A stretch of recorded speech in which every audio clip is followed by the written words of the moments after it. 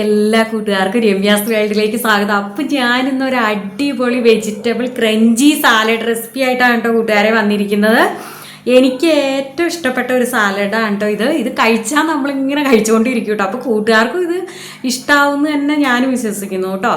അപ്പോൾ video skip ചെയ്യാതെ തന്നെ കാണുമല്ലോ അല്ലേ? എന്നാൽ നമുക്ക് തുടങ്ങിയാലോ സാലഡ് ഉണ്ടാക്കാൻ.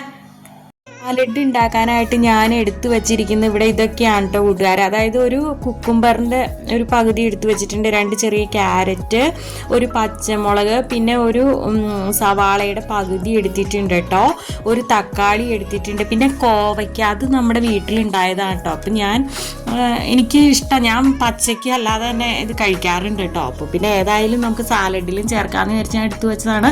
അപ്പോൾ കൂട്ടുകാരുടെ കയ്യിലുള്ള വെജിറ്റബിൾസൊക്കെ എടുത്തോളൂ കേട്ടോ. ഇനി നമുക്ക് ഇതിലേക്ക് മെയിനായിട്ട് വേണ്ടത് ഒരു ഡ്രസ്സിങ് ആണ്. ഹെൽത്തി ഡ്രസ്സിങ് ആണ് കേട്ടോ കൂട്ടുകാരെ. അപ്പോൾ ഇതെന്തായാലും നിങ്ങൾ മിസ് ചെയ്യരുത് കേട്ടോ. അതിനായിട്ട് ഞാൻ ചെറിയൊരു ചില്ലു കുപ്പി എടുത്ത് വെച്ചിട്ടുണ്ട്, ചെറിയൊരു ബോട്ടിൽ. അതിലേക്ക് ഞാനിപ്പോൾ ആദ്യം ചേർക്കുന്നത് ഒലിവ് ഓയിലാണ് കേട്ടോ കൂട്ടുകാരെ. ഒരു 2 ടേബിൾ സ്പൂൺ ഒലിവ് ഓയിൽ ചേർത്ത് കൊടുത്തു.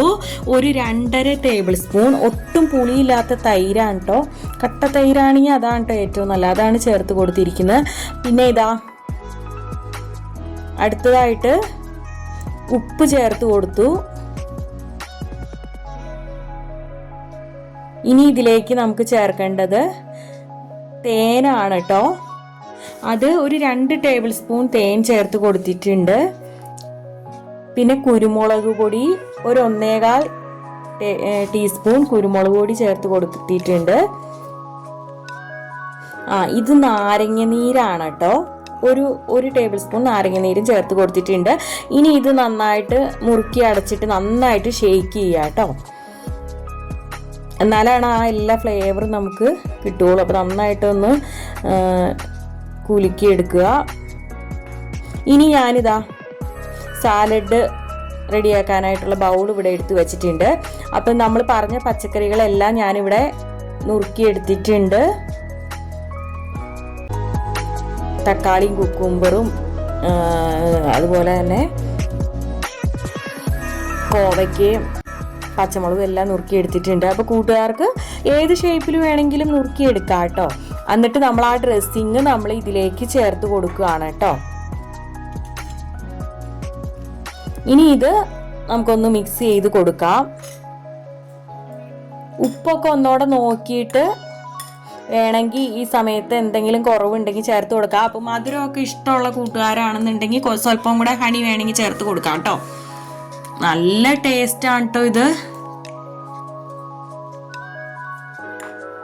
കൂട്ടുകാർക്ക് ഇതിലേക്ക് ഇഷ്ടമുള്ള വെജിറ്റബിൾസ് ഒക്കെ ചേർത്ത് കൊടുക്കാം. അടിപൊളി നല്ല വെജിറ്റബിൾ ക്രഞ്ചി സാലഡാണ് കേട്ടോ കൂട്ടുകാരെ.